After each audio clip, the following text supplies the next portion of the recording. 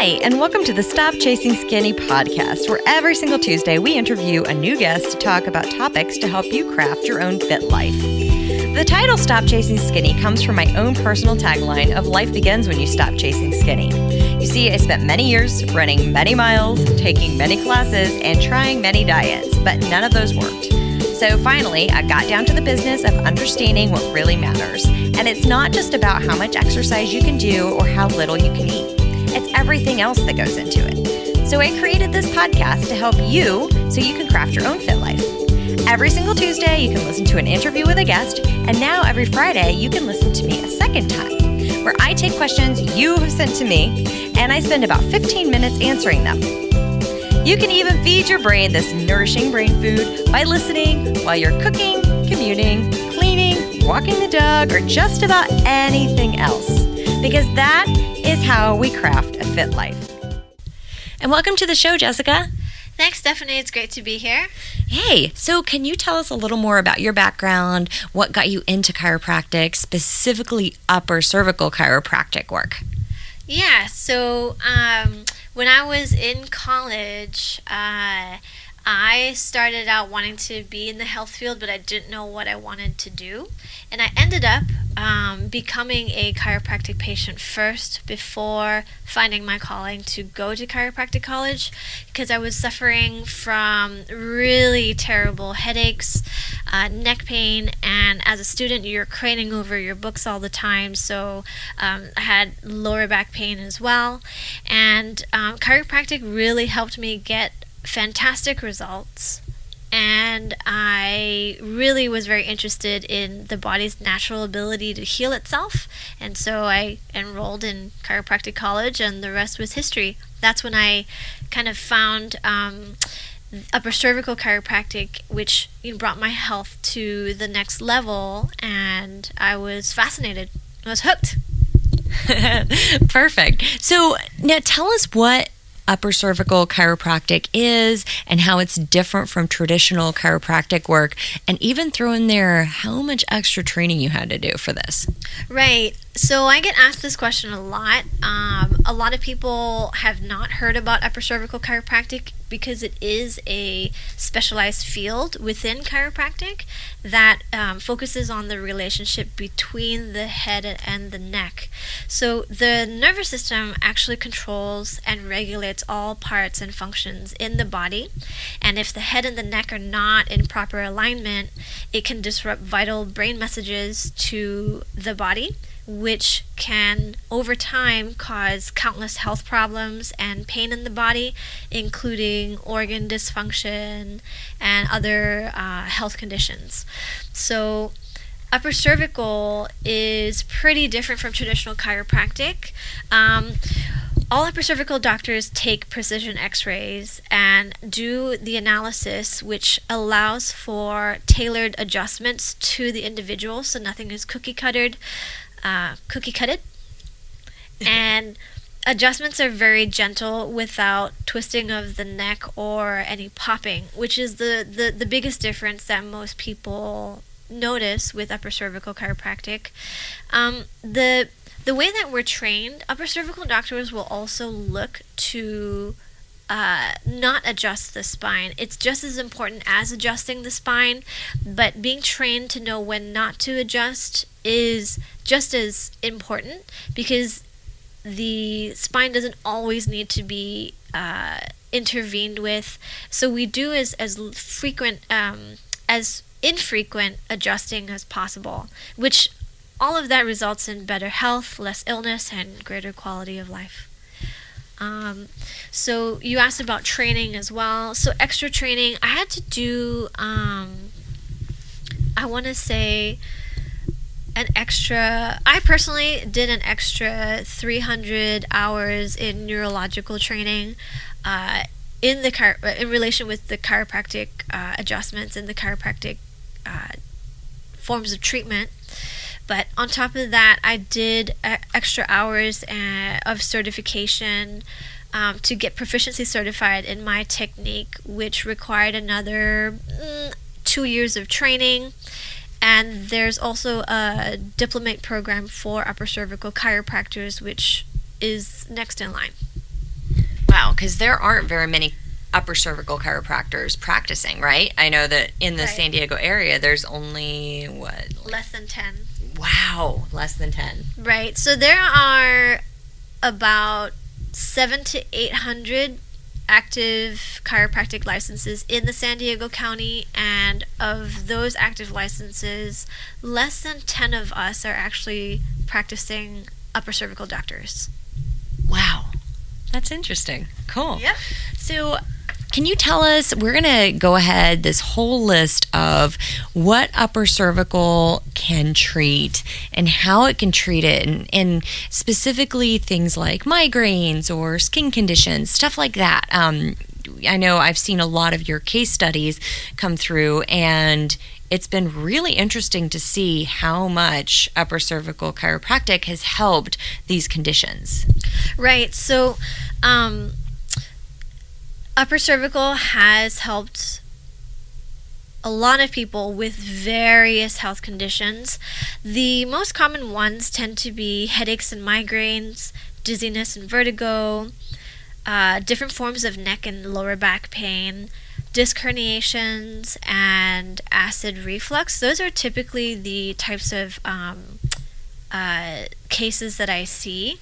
And there are many others, other health conditions that seemingly don't have anything to do with the upper neck, such as asthma, eczema, other digestive issues like constipation or diarrhea, things like that, irritable bowel syndrome. So a lot of these issues seemingly don't stem from the upper neck, but I've seen a lot of these cases respond very well to upper cervical chiropractic. So how does, say, migraine sufferers, how would they benefit from upper cervical chiropractic versus traditional chiropractic work? Because something I thought was really interesting was the way that you do the adjustments. You said no snap, crackle, and pop. You really do focus on the upper neck. So tell us a little bit about that. How is that different? Right. So the head and the neck area, or that junction between the head and the neck, is very susceptible to injury. So a lot of people who have gone through some sort of whiplash injury, or like, let's say, a football concussion or something like that, they can sustain injury to that area, but then symptoms can come on a lot later in life. And with migraines, it's just one of those symptoms or problems that can arise from injury to this area of the spine. Migraines are usually a combination of issues with the blood vessels as well as the nerves. So when the brain cannot communicate with the rest of the body properly, and the nerve messages don't reach the body correctly, that's when health problems such as migraines can arise. And by restoring the proper function and movement and alignment between the head and the neck area, especially in the upper neck, that will restore proper nervous system function, allowing the body to heal itself. And so that results in migraines, headaches resolving themselves because the body can heal itself. Awesome. Something else I heard you talk about one day was treating, say, women who had menstrual migraines. And I didn't even, think about that, because usually you think, oh, it's hormonal based. It's not necessarily migraines with the head. That's really cool that you can treat that as well.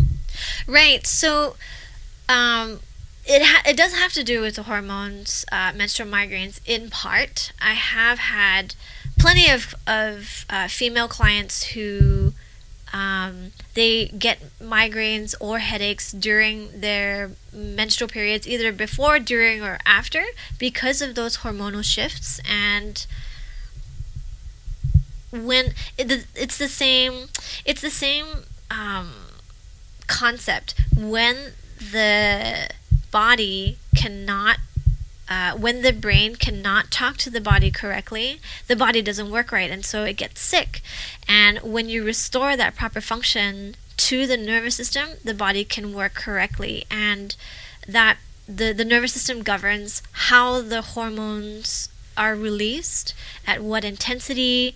It all starts with the brain, but it's also in combination with the reproductive organs, like the uterus and the ovaries. So the proper balance has to be maintained in order for the body to function correctly. And when that balance is offset, then you can get problems like menstrual migraines. And so by allowing the body to heal, by correcting these issues at the upper neck, that can allow the body to heal and normalize these hormonal cycles. Maybe the hormones don't cycle as they don't fluctuate as greatly as they did when the body wasn't functioning properly. So by normalizing these the nervous system as well as the hormones, like the body can just tone it down, and the person will start to feel a lot better during their menstrual periods and won't get migraines. Wow. So we're going to take a really quick break and we'll be right back. Did you download the app yet? SK Fit Life has an app. You may be listening to this show on it. If not, you can.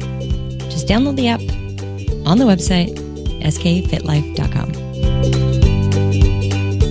And welcome back. Okay, let's keep talking about some of these different symptoms and how you've been able to treat it. Another case study I thought was super interesting was the baby who had eczema, and how having a cesarean birth could actually impact that. Can you explain how all of that's linked together? Right. So my client was the mother, and she had come in one day, and she was very concerned about her son at the time, who was 8 months old.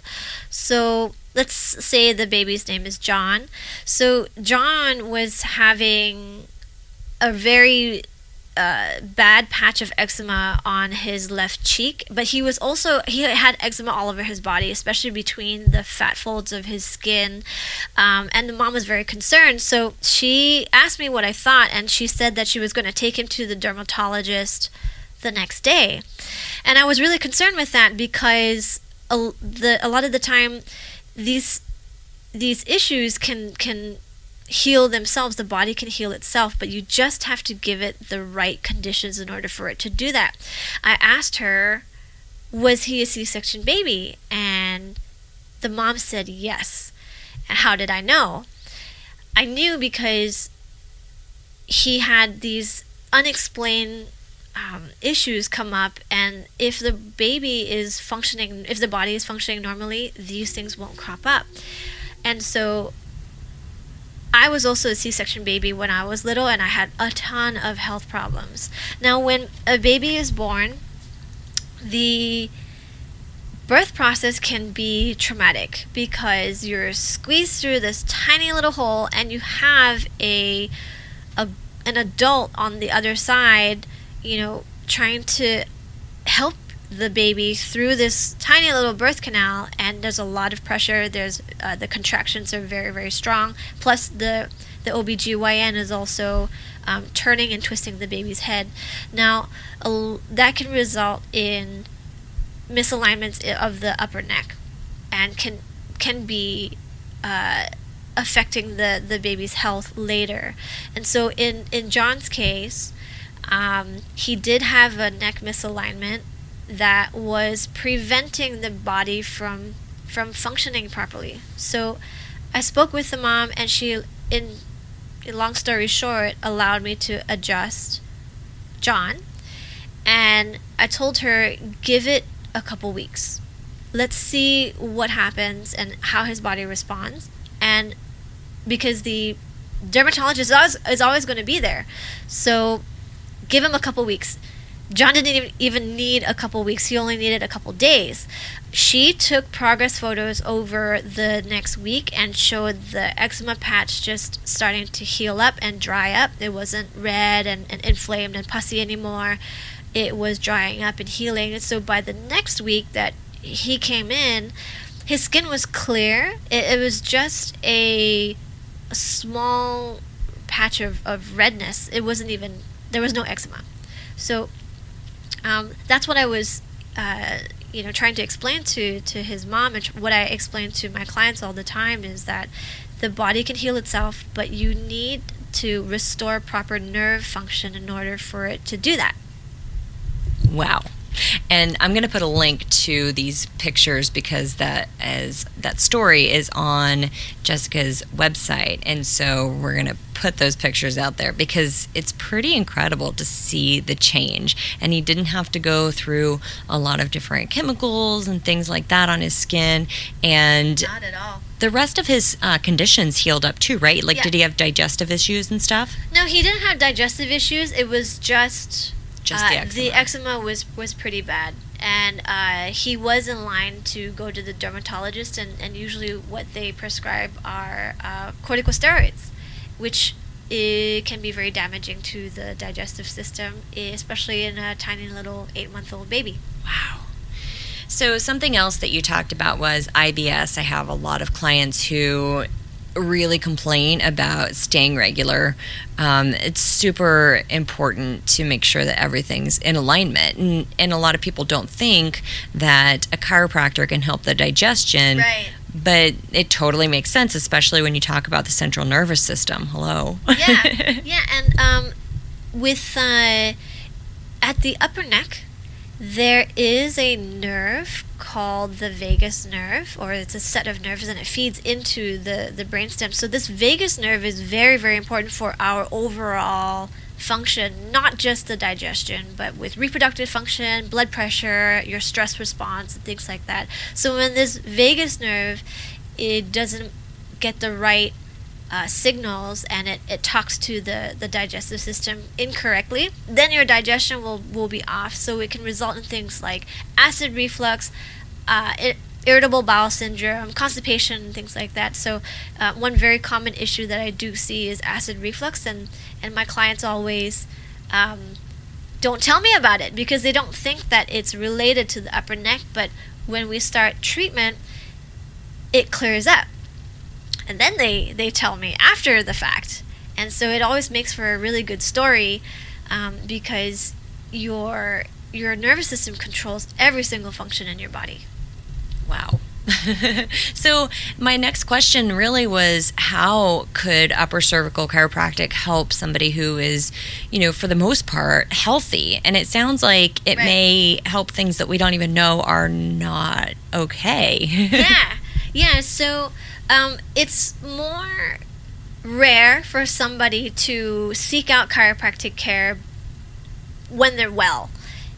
Pain is a great motivator, and everything's okay until it's not, right?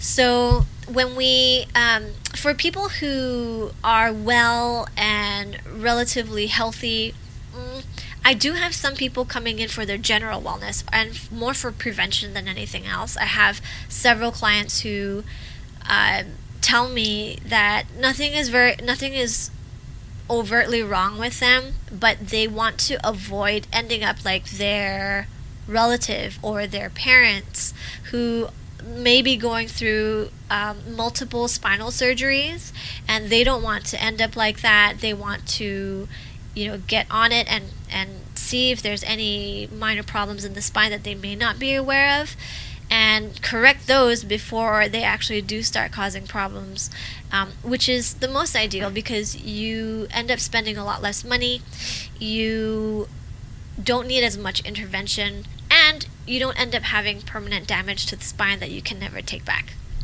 Yeah. And I mean, I've seen my x-rays, and just in the past, 6 months, how much my spine has changed. And I didn't really know that your spine necessarily could change. I thought you just kind of had to maintain whatever you were working with.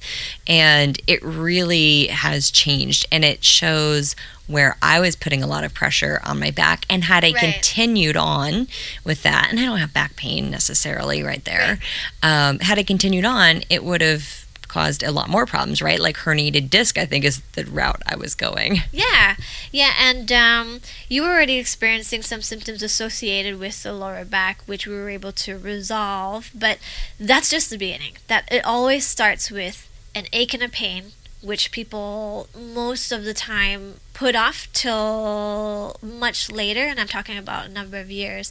And when something really bad happens, let's say you put your back out or you hear a pop and then all of a sudden you get symptoms of sciatica, that's when people usually start to want to do something about it, which usually ends up being late. But going back to what you said about the spine changing, I see it all the time. It's my bread and butter. I see it happen in more so in people who are younger and healthier, but I have people of all ages where we've seen positive change in their x-rays, either spinal curvatures being restored, scoliosis being reduced, and all that good stuff. Yeah, no, that's really great. Yeah, so I had really bad sciatica, especially when I was younger. So I was in my early 20s, and I was in the military, and I was running a lot, and then I was also sitting a lot. And one of the treatments that they gave to me, which they give to everybody, which they're not upper cervical doctors, I totally get it. They put me on a prescription of 3 times a day to take Flexerol. Yeah. And if for anybody who's taken that, like, one will knock you on the ground. I can't imagine like actually taking 3 per day, but that was their best option for me at the time. That was all they could offer to me. And, like, that you can't like live. Of course, maybe the pain goes away because you're not moving ever. But it's great to know that you can have a different alternative or different option than just loading yourself up with some kind of numbing agents, right? Right. So most people today, I think, don't want to take drugs. They don't want to be dependent on any medication.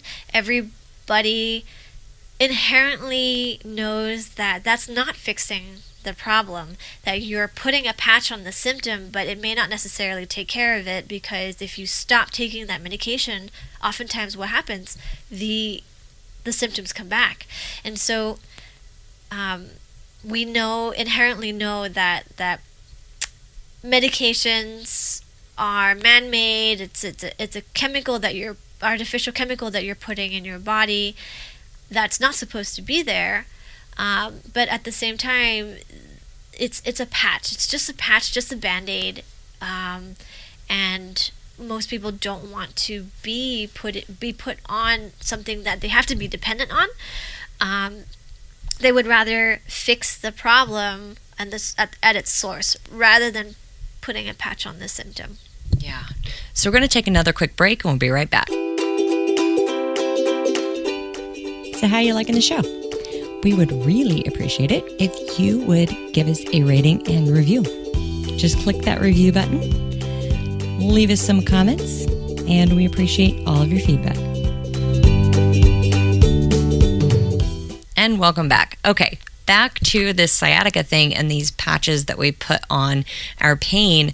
For me, had I just continued to take the medication, which would numb it enough, and then do my running at the intensity that I was still doing, continuing on that path would have made my back way worse. So sometimes those patches, it's blocking out pain. And like you said, pain is a good motivator, right? Right. So pain is necessary. It's necessary for our survival. If we don't feel pain, we can't survive. We can't move away from whatever is causing pain. There are also good sources of pain. Let's say you're sore after a workout. That's actually a good sort of pain. And whereas bad sources of pain, like chronic pain and illness and things like that, that is something that's not normal and we need to reduce, because it does have long-term health effects. But yes, putting a patch on the pain doesn't necessarily make things better or fix the problem. Sometimes it can make things worse because you don't feel the pain, but you could be injuring that area, let's say your lower back, even more by doing more because you don't feel the pain. So yeah, you're absolutely right. Yeah, don't ignore that pain. Not that kind of pain, anyway. So, what would you want the listeners to take away from this time together? Like the one main thing that you want them to really remember? Right, that would be your nervous system is the key to your health. If you don't have a healthy nervous system, if there's blockage between the brain and the body, as in those nerve messages can't reach the body from the brain, then your body will get sick. But if you restore these proper nerve messages, then the body will be healthy and it will stay healthy. That's where your health comes from, is a healthy nervous system free of blockages which are caused by misalignments in the spine, and the body can absolutely heal itself given these correct conditions. Awesome. So can you tell the listeners how they can find you if they happen to be here in the San Diego area? Yeah, finding me is really easy. You just have to Google Upper Cervical Chiropractic and my website will pop up. I'm at uppercervicalsd.com. And you can also find out more information on blairchiropractic.com. That's BLAIR, chiropractic.com. And there's lots of good information and resources on these websites. Yeah, and I'm guessing if somebody doesn't live here and they're looking for an upper cervical chiropractor in their area, is there a way that they can find it on the Blair website? Yeah, so the Blair website, among some other ones, has a directory where they can find upper cervical doctors that are vetted and certified, so that you ensure that you're finding the right one in your area for you. Thanks so much for your time, Jessica. Thanks, Stephanie.